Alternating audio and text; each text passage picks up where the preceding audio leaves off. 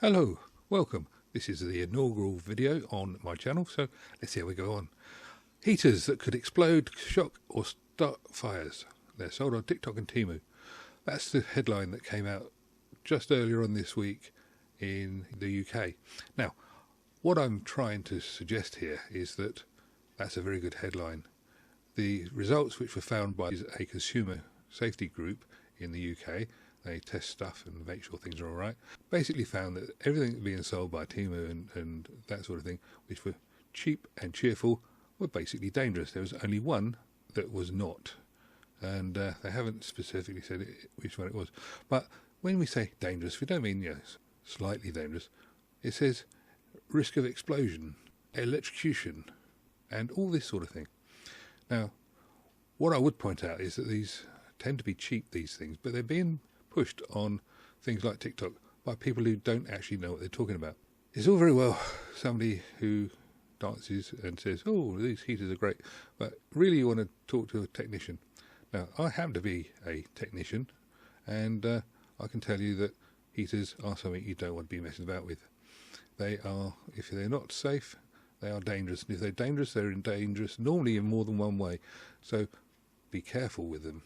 The other thing that I've noticed a lot, and this isn't mentioned in the Which report that I've read, because I've only read it, the praise of it, but you'll see a lot of these adverts, particularly on Facebook, saying this heater will warm your home at a fraction of the cost. And it normally goes on to say 2 people who went to MIT or something similar like that, and now they are being chased by the big people to try and stop you from bringing this heater. This heater is worth £150. You can have it today for £70, and it's going to cost you virtually nothing to run. What I would point out to you is that is impossible. Not the MIT bit, although that's improbable.